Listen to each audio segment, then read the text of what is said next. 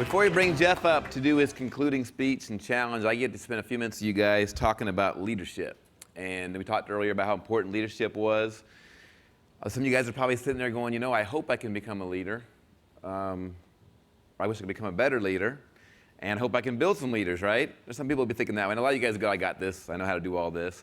But we're going to talk about leadership. Let's go ahead and throw this screen up, if you don't mind, real quick on the presentation. First of all, let's define what is a leader. This is kind of important, because it's not some all-inspiring guy that just blows you away. A leader simply is someone who inspires others to become their best self by doing the things most people typically won't do. That's all it is. And what's interesting about a leader is they're not born as leaders, they're developed. Think of all the great leaders in history. You've heard some mention in this thing. You got Churchill and Martin Luther King and all of our presidents. There's been some great leaders. They're just regular people. They were born, they had some of the same issues we did. But see, leadership doesn't require some born talent, but rather a desire to be a leader and abilities that are all learnable, and you can go out there and learn yourself and develop. Leadership is an art, but it's an art that you can learn, you can develop, and you can master. I promise you can. I was telling Myra and them the other day, part of leadership is, we got to be able to speak every now and then once you kind of get somewhere. The first time I was asked to speak in a meeting way smaller than this one, I was a 2-minute speaker. It was at a hotel in Dunwoody down here. I was so petrified to do it that I told my upline that I was sick. And I went and hid in the bathroom till that segment of the meeting was over. I just refused. Now after lunch, he says, how you feeling? I go, I'm a little bit better. And he goes, okay. And he pulled me out of the crowd in the afternoon, made me do it. I was scared to death. I don't know what I said. It was terrible. I was sweating. It was awful. Hated it. Couldn't stand it. But again, speaking is something you start getting used to it. It's just relaxing. It's interesting. They're all skills you can develop. Understand that every leader in history is a human being just like you, okay? They get scared, they get frustrated, they get hurt, they get worried just like everybody else. The only difference is they go out and make it happen anyway. They don't look for excuses. They go out there and find ways to get it done in spite of any obstacles that will appear in their way. They have a no excuses mentality. Now we're going to start a new little saying in the company here, and it goes with this story. What is that? Fried chicken, okay? Good old American fried chicken. You're getting hungry, right? I want some of that too, it's good.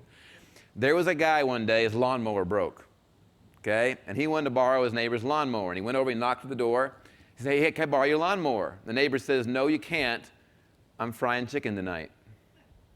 He said, oh, okay. And he went back to his house. He started thinking about it, going, wait a minute, what does frying chicken have to do with borrowing this guy's lawnmower? And it bugged him, and it bugged him. So he finally went back over, knocked on his door, and he goes, I hate to bother you again, but what does frying chicken have to do with borrowing your lawnmower? He goes, nothing. But when you need an excuse, anyone will do. Okay? So now, I remember when I had my field team, we kind of instituted that. If someone wasn't coming to the meeting or they couldn't make the manager's meeting, I said, instead of making up some lie, just tell me you're frying chicken. That way you're kind of admitting, it's a BS, excuse, and let's just move forward. I love that story because it's true. People will make stuff up because any excuse will do if you need one. Bottom line, you can make money or excuses, but you can't make both. So decide what you want to do. Because our boss is not your upline. Your boss is not Jeff. Who's your boss? It's success. Success is all of our bosses, and success is tough. If you don't pay the price, you won't get it. Success tolerates no excuses. At West Point, if you're a plebe your first year, and an officer above you asks a question, you only have 3 responses you can give. Anyone know what they are? Yes, sir. No, sir. Or no excuse, sir. You might have the best excuse in the world, but you can't give it. It's yes, sir, no, excuse, sir. That's just the way it is. You ought to develop that with your approach toward your boss, which is success. Great leaders go out there, they don't have obstacles that affect their attitude. It's easy to be excited during the good times, but true leaders stay excited when times are down. Jeff stole a little in my speech earlier talking about the 2 boys, but you guys heard him tell the story. They took the one kid, put him in a room full of toys, and everything was great. The one with the bad attitude got the good attitude. They put in the other room full of manure, and when they came back a few minutes later, what happened? One kid broke all the toys. He was still upset. He just had a bad attitude. It didn't matter what you did with him. He had a bad attitude. Do you know people like that in your life? Absolutely. And of course, the other kid was playing in the manure. You heard Jeff with the punchline. There has to be a pony in here somewhere. He's just looking for the pony. Are you that kind of person? If you're not, you got to become that kind of person. Start looking for the positives. I love what Rudy said. I never heard talking about goofy thinking last night. We let goofy thinking slip in. So you got to start realizing you got to seal your mind. We'll talk about sealing your mind here in a second. See, great leaders stay positive, especially during the tough times. They remember that things are never as good as they look or as bad as they seem. That right there, that one tip has saved me so much in my life because I've seen people ride that emotional roller coaster. They get real excited, real depressed, real excited, real depressed. Try to stay that even keel. Don't get over, it's okay to be excited in a meeting, but just know that, hey, things are good, say, okay, they're good, but I got to keep the pressure on. When they go bad, just know it's temporary. And the last one here is don't let your personal problems ever come in and cause problems with your people or cause distractions. I remember when I first got in the business, I was assigned to someone for a while, and I call up one day, and they go, oh, man, it's been a horrible day. I just had this appointment. I'm just like, what? I'm calling you to be motivated, and it was weird. Don't ever, no matter how hurt you are. One of my favorite stories about Art Williams, and I'll just share it because I think it's really cool. When the company was fairly new, probably about a year or two into it, they had a meeting at the Presidential Hotel here in Atlanta. It's got next to nothing down there. Now you can barely see it through the trees. And they had just signed a deal with National Home Life to be their carrier. And he was up in his suite getting ready for the big speech. Art DeMoss was the president. Art DeMoss believed them. No one else believed in these guys. They were a bunch of crazy termites, selling term insurance. And he got a phone call in his room, 10 minutes. We're supposed to go down and address all the RVPs that were in, about 500 people. And they called up and said, Art, this is so-and-so, one of the guys on the board. Art DeMoss died today. And we are not doing a deal with you. Hung up. This is rough. And so he's 10 minutes from going down to speak. He went down, and I was not in the room. It was way before I got involved in the company, and everyone says it was the best speech he ever gave in his life about the future of the company and where it was headed and what they were going to go do, and he didn't even have a carrier to write business with. Now, it took him 2 weeks to find one. He finally did get one, but there was 2 weeks where they had nobody to write business with. Could you have handled that one? You got to be able to. When you're going to that appointment or going to that BPM, just let's shut it all down, get it all away, because things are never as good as they look or as bad as they seem. When you have a potential negative situation, only share it with your upline leaders. Never pass it down or around. Even if something happens in the company, I got a chargeback, or the company should have paid me this, don't go telling everybody. Negatives up, and do it in a positive way. Okay? Nobody likes a whiner, and whiners don't ever succeed. I've never seen a whiner make seven-figure income. So eliminate whining from your vocabulary and never spread those negatives down or around. Great leaders don't let these obstacles affect their thoughts. Leaders know what they think about, they bring about, so they must control their thoughts through all adversity. You think positive thoughts, you get positive results. You think negative thoughts, goofy thoughts, you get negative results. Our mind is like a magnet. I love this. We attract and create our futures, good or bad, by what we think about. That's kind of scary. If you go out there and think, I can't do it, I have no money, my relationships are bad, things will never change, guess what? It's exactly what's going to happen. If you go out there and think, I can do it, I have lots of money, my relationships are amazing, nothing's out of my reach, that'll happen as well. It all starts with thought. I did a little amateur race car driving, never wrecked a car like Patrick Kelly, which is still funny to me. And the first time I ever went, they'll tell you in the training is before you get ready, is if you start to slide, and you're going really fast. You get 165 on the long straightaway here at Road Atlanta up in Brazelton. If you start to slide it all in the car, look where you want to go with the car, not the wall. Because the tendency is that the wall, if you're sliding, there's the wall, you're going to look at that wall, and it's kind of wherever you look at, wherever you're focused, you end up going that way because your thoughts direct you that way, because I promise you it works. And it was kind of interesting. And I remember the first heat we were in, I was on this Z06, we were like in turn 2 or 3 at Road Atlanta, and all of a sudden he just disappeared. And there was a wall right there. And my eyes wanted to follow him and see what happened. And I was like, nope. I'm looking straight ahead on this road because I don't want to join him because it made it worse. Okay, so what you focus on is real important. And our thoughts got to be protected. If you came home today from this meeting and this was in your front yard, someone would come along and dumped a bunch of nasty, stinking garbage in your yard, would you be upset? How upset? Hopefully a lot, right? But how many times let people put nasty, stinking thoughts into our heads? And we don't get as upset. We're more worried about a yard than we are our own brains. It's kind of scary, especially when our brains are what control our future. Who's ever heard the story of the frogs in the tower? I love this story because it really brings this point home. There's a bunch of frogs decided they want to go out there and climb a tower. So they started climbing up, and pretty soon some of the frogs on the ground said, it's too high. You'll never make it. Are you crazy? So some of the frogs started saying, oh man, maybe we are, and they started jumping off. Some of the frogs kept going. As they got higher, someone said, frogs can't climb. You're going to die. Okay, this is a really good positive reinforcement from their buddies, right? Well, when it all ended, only one frog made it to the top. Do you know what was special about that one frog that was different from all the rest of the frogs? He was deaf. He couldn't hear a single word they were saying, therefore didn't have the doubts, didn't have the worried things out there. The problem in this business is you'll go out there, your family and friends, the one that loves you most, are the ones sometimes that'll try to rain on your parade. They really will. And it's a crabs in a basket story. They get uncomfortable because you're trying to climb out of the basket and succeed, and they want to pull you back down because their option is either they got to grow with you or pull you back down to be comfortable. And you got to go ahead and you got to make sure you understand that people are the creator of their own misfortunes because the negative thoughts they allow, and we allow it, okay, to permeate our subconscious mind by the things we watch on TV, by the things we listen to on the radio. If you guys listen to talk radio, gosh, don't. Someone said to me when he heard something that happened in the news the other night, I was like, no, I don't watch the news. Are you kidding me? I mean, all it is bad stuff. I mean, you'd think the world's going to heck in a handbasket if you listen to the news, but that's all negative stuff. But conversely now, we're the creators of our own fortunes because of the positive thoughts we allow to go in our subconscious mind. I love that Jeff is constantly reading, constantly listening to audios, constantly associating with people who are like-minded. That's what you do. So seal out the negatives, go in there and seal your mind against all those negative and discouraging influences, and then fill your mind with positive and encouraging influences. It's a huge part of becoming a great leader.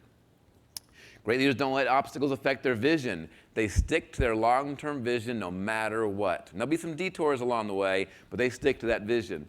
When you guys were learning sports, the rule you always heard from your coach, keep your eye on the ball. Who's ever taught hitting in baseball? I know Cubby has. I mean, Cubby, where's Cubby? Right here. Okay, I mean, think about when you got a kid. What do they want to do? At the last second when that ball's coming in, they want to kind of look up and see where it's going, right? I mean, and they miss that last second. They miss the impact and hit high or low on the bat or miss completely. If they'll ever wait, and it's golf the same way. You know this, because you want to look up. If you'll wait until you make impact and then look up, it's a whole different situation because wherever you look, your focus goes. And so you got to keep that vision all the way through it. Henry Ford, I love this story. Back in the early 20s, he wanted a V8 motor because he wanted more power. He was competing with Chevy and all these other companies that were out there, and he wanted a V8. And he brought in all of his best designers and said, we want a V8 engine for our cars. And they said, it's impossible. There's no way the iron will break. It's just no way we can get past what we're doing right now. And he goes, I don't care. I want it. Go make it happen. These guys came back 4 or 5 months later. They said, look, we've tried all these things. It's just not working. It is impossible. And he says, I pay you. You go back, you keep working on it until you get it done. They went through 3 or 4 cycles of this, and pretty soon they came back and said it worked. So Ford had a V8 in 1932. Chevy didn't have one until 1955. Beat him by 23 years. Why? Because Henry Ford did not give up on his vision. The 55 Bel Air was actually the first V8 that Chevy had. Amazing. He did not take no for an answer. Same with your vision. See, and in regards to vision, you'll never grow bigger than your vision is stretched. And you also can't stretch your own vision. And how you stretch your vision in this business is you get yourself in front of the people, the places, and events to stretch your vision for you. We really do build from big event to big event. Who in here has a different view of what an event's all about than you did just 2 days ago? Raise your hand. Some of you guys went quick on that. Who in here said their vision stretched? Did whatever you were thinking before you got in here, you're thinking a lot different now about synergy and what you're capable of doing. That only gets bigger. Our next meeting, we'll have, I think, 2,000 people at it. What will that be like? Then you get in front of 5,000, then 10,000, then 25,000. It's so much fun, especially when a bunch of them are on your team. Okay? It's great. I mean, I'm telling you, there's so many good times ahead, but we're gonna stretch. But when you go to these events, all of a sudden your vision becomes different. And once your vision's stretched, you never go back. And now your business can grow to that new vision. Great leaders don't let obstacles go out there and affect their actions. They charge forward even when things are rough. They just keep going no matter what the situation is. We're going to play a little game called Guess Who. And if you guys know who these people are, then don't say it out loud. Just kind of go along with me here. But I love this because it shows you some of the problems that great people have gone out there and done. This person did not speak until he was 4, did not read until he was 7, causing his teachers and parents to think he was mentally handicapped and he was expelled from school. Albert Einstein. He's pretty smart, I think, okay? This person, penniless, severely depressed, divorced, trying to raise a child on her own while attending school on welfare to survive. J.K. Rowling, a billionaire author now with the Harry Potter books. Fired by a newspaper editor because he lacked imagination and had no good ideas. Started a number of businesses that didn't last long and all ended up in bankruptcy and failure. This guy sounds like a loser, right, Kevin? Walt Disney did all right, didn't he? He had some imagination. Someone told me he had no imagination. Think about that. He is what you think about when you think of imagination. Cut from his high school basketball team. His career missed more than 9,000 shots, lost almost 300 games. Some of you guys know this one, Michael Jordan, the second best player of all time. I say second only because there's one guy that has more rings than he has fingers. Bill Russell, for you guys that know. And I think that's pretty impressive. When you have 11 championships and 2 of them you actually coached and played at the same time, something interesting. But anyway, Michael's probably the best, but I think Bill Russell gives him a little bit of fit, because Mike only has 6. That's just, you can still do that on 2 hands. When you need 3 hands to show all your rings, you're an alien, okay? I mean, it's pretty cool, okay? Demoted from a job as a news anchor because she wasn't fit for television. Oprah, she's done all right. Another billionaire, okay? Owns her own network now. Wasn't fit for television. I like that. Good thing she didn't listen. Dropped out of Harvard. Started a business called Trafo Data that failed miserably. Give you a hint. There's the mugshot when he was arrested as a kid. But there's Bill Gates. He's done okay. All right? Fairly wealthy. Wealthiest man in America right now, I believe. Most great leaders have failed before they succeeded. How does that make you feel? You guys ever had a failure? You're just in the same class with all those people. The problem is you just haven't gone out the other side yet. See, every adversity, and this is the principle you got to learn, every failure and every heartache carries with it a seed of greater or equivalent benefit. Let's look at what that looks like visually for a second. There's a success curve and the mediocrity curve. What happens, you're rocking along all in your life, and all of a sudden you have that dip. Something happens. I call it a career tipping point, where all of a sudden you have that failure. It could be, who knows, you've already had it, you might still have it coming your way. It's how you react when you're down that's everything. Because if you understand the principle that every adversity has what? A seed of greater or equivalent benefit. Matter of fact, the lower the low, the higher the high. You guys are going, yes, I got a great high coming because it's been rough for a while, right? I know, I'm telling you, I've been there, I know. It's how you react. If you just know, that means I'm that much closer, and you keep pressing and you keep going, things take off and you have that great curve you see up there. Which curve do you want to be on? Of course, the blue line. Great leaders have a big vision. They dream big dreams themselves. They understand what they think about, they bring about. They decide what is logical and then think beyond it. How many in here think they're a little too logical sometimes? That's a goofy thought, by the way. Go ahead and decide what's logical. It's okay, but then think beyond it for your own good, so you don't put limits on your own potential and where you can go. They're goal-oriented. Do you think when a big leader gets up in the morning, listen, who in here got up this morning and went to the bathroom? Stand up. If you sat down and got to the bathroom today, I'm a little worried, but anyway, okay? Remain standing if you brushed your teeth. Well, not at the same time. Somewhere since this morning. Remain standing if you've washed your hands at least once today. Okay? Who put on fresh clothes this morning? Okay? You think great leaders did this too? Do you think the great leaders got up this morning and brushed their teeth, went to the bathroom? Okay? Remain standing if you read your goals this morning. Be honest. If you read your goals, stay up. Out. Do you think the great leaders read their goals this morning? Yeah. Guarantee they did. Give a big hand to the ones that are standing up, by the way. That's fabulous. They're goal-oriented. They read their goals twice a day without fail, with emotion. Michael and I talked a lot about goals the last couple of weeks. They are everything. It's kind of a self-brainwashing thing. It's that whole think and go rich. It promises you that whatever thoughts you put in your mind repetitiously, that it'll start seeing it in an outward type way, then all those things will come true. And I promise you, you trust it. It says in the beginning of the book that money will start coming to you like a river, like it's just flowing away from you, and you have no control. Who feels like they're being carried on to success in a river, like a river? Probably nobody, right? If you keep reading your goals consistently, it'll start happening. And it's an amazing principle. I challenge you guys to test that principle. Start reading your goals twice a day. And what's funny is you do it out loud with emotion. The first week, you're probably thinking, man, I feel really dumb, because these things aren't going to happen. These are too high. This is kind of dumb. Second or third week, you start going, it's still kind of silly, but wouldn't it be cool if these things could come true? Fourth or fifth week, you're like, maybe. And pretty soon, after reading about 6, 7 months, you realize, this can happen. And all of a sudden, a whole new force comes into your life.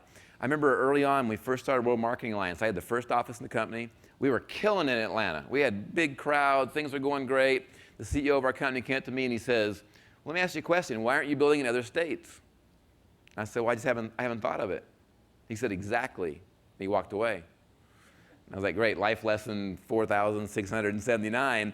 So I added to my goals the states I wanted to be in. I picked all the southeastern states near the Georgia, put in Florida, South Carolina, Tennessee, and started reading it as my goals. And I promise you, this is no lie, within 6 months, we had offices in every one of those states.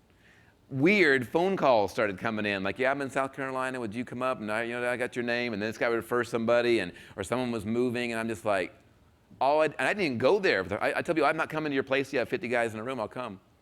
But I mean, all of a sudden, we had more business outside of Atlanta about within 7, 8 months than we did inside of Atlanta. And all I did was change my goals.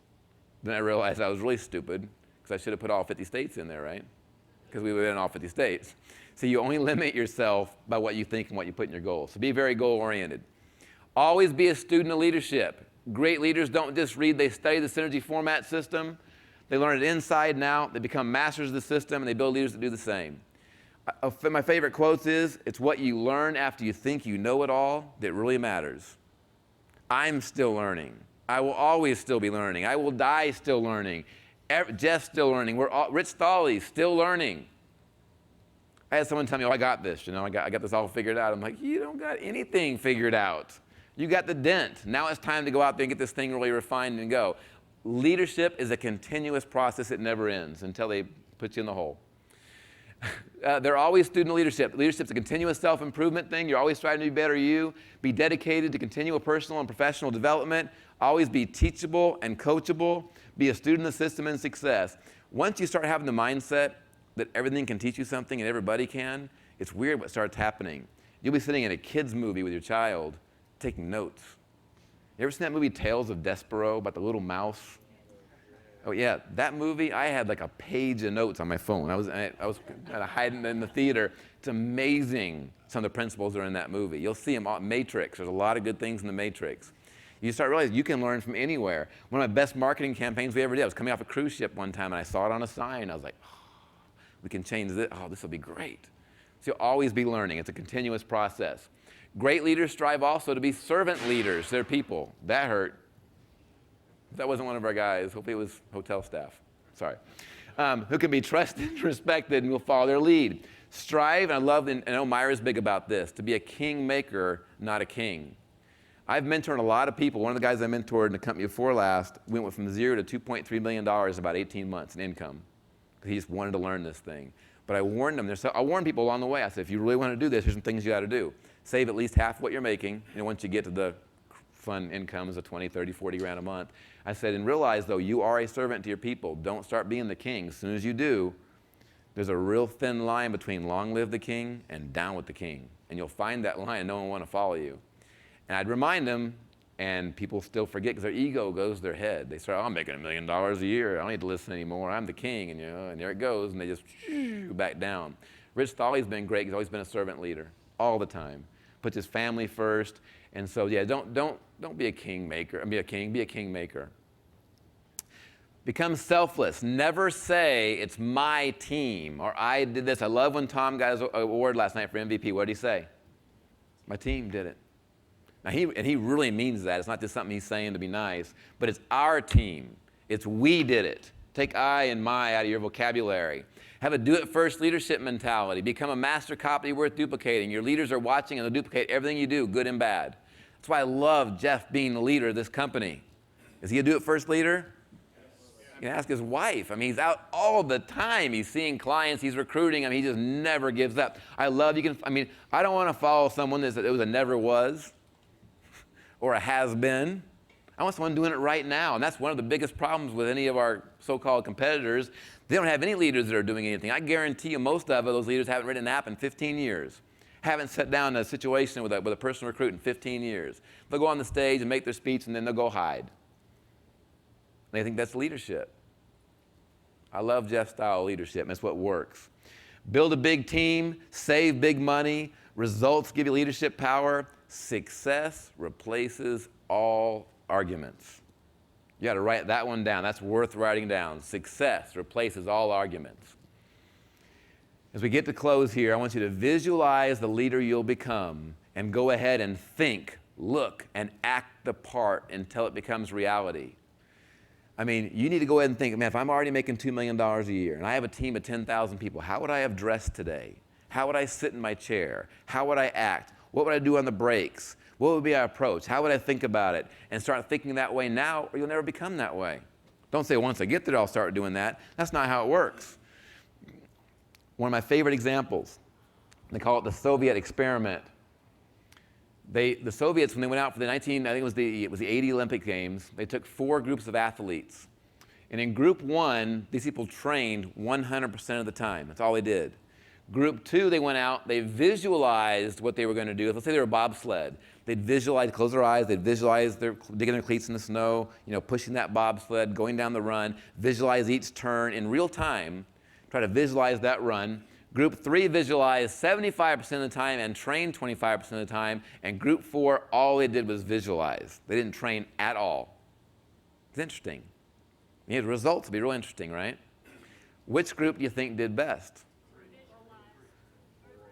It was Group 3, because obviously you got to train a little bit.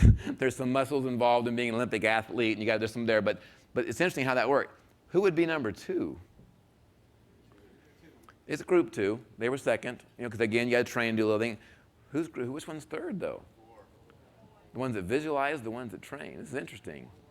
It is. It's Group 4. And the one that trained 100% of the time came in 4th.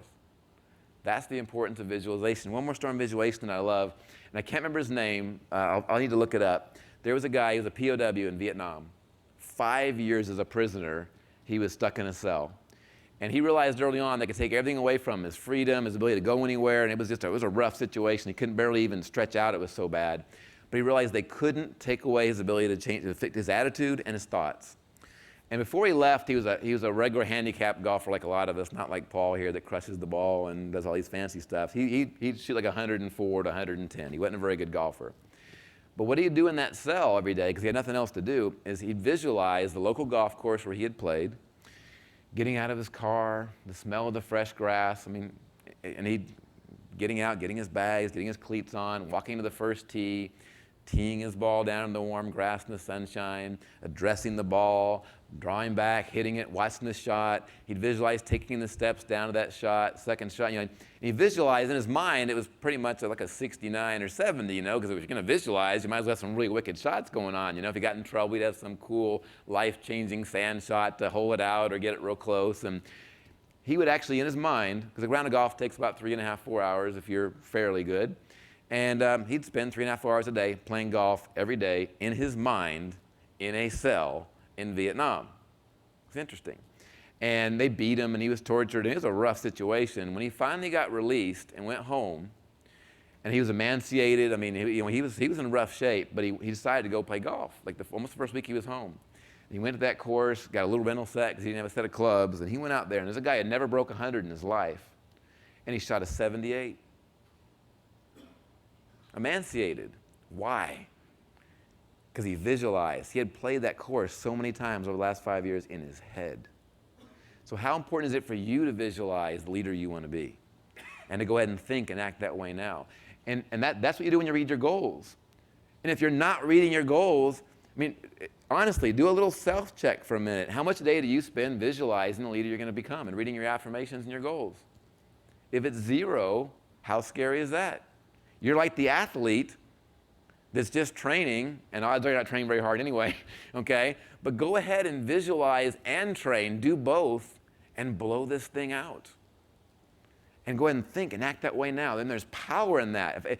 Forget all the other things I said, the rest of my other 2 speeches. This is probably the single most important thing you can do right here as I finish my part up, is to visualize what you want to do. Last statement, then I'll bring Jeff up. I challenge you guys, well, actually there's two, sorry. I want you to visualize specifically what you want out of life. And not just in terms of business, but relationships, your spiritual life, your health. Go ahead and act as if now, as if you're already a leader of tens of thousands of people. Go ahead and commit 100% to winning, not just 90, not just 80, 100% to win for you and your family. Lead by example. Dream bigger dreams. Whatever you're thinking, do what? Think bigger. Set bigger goals and go make them happen. And this quote, it's not like a fancy quote, but it's just kind of a rubber hits the road quote for me. If you want big results, you have to make big decisions. Stop making excuses and go make it happen. You can excuse your way to mediocrity. We've all done it. Don't do it anymore. And I look around the room, I see people that are pretty intense right now. I think you're going, you know what, I'm ready. This is that moment. And it is really easy, by the way, to get ready and get focused and say, okay, that did it, man. This time it's mine in a setting like this. What happens when you leave? Go home, Monday morning comes, and the phone weighs about 50 pounds to pick up and call somebody or to go out and see that guy. You got to remember those feelings you're having right now and say, you know what, I'm committed. And a lot of that comes from meeting your goals twice a day. And stuff. I mean, add what you're feeling right now in your goals. Remember that feeling and that decision I made right then and there, I'm going to go for it. Remember that on Monday, and then remind yourself in your goals on Tuesday, and do those twice a day and stay focused. And if you're getting off course at all, call Jeff, call me, call your upline and say, get me back on course. Because success is constant course correction. You're not going to make a decision today to go for it, and hey, I'm focused the rest of my life. You won't.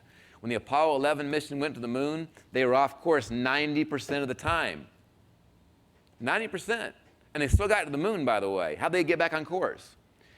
They'd call mission control, and they'd tell them which way to turn. They'd make the little adjustment. It was constant course correction. And the path to success for everybody is constant course correction. I've seen guys that have been very, very successful in life, and once they think they're all it, and they don't have to listen to anybody anymore, I see this huge crash and burn. Why? Because there's nobody there to give them course correction. I love being in a company where we have all this tremendous leadership and power. We can help each other have constant course correction. And you'll get that here. I challenge you guys to take advantage of this moment. Windows open, windows closed, but we have a huge window. And I challenge you, whatever you're thinking, think bigger. Do the things you've heard about at this meeting and make things happen, and great things will happen.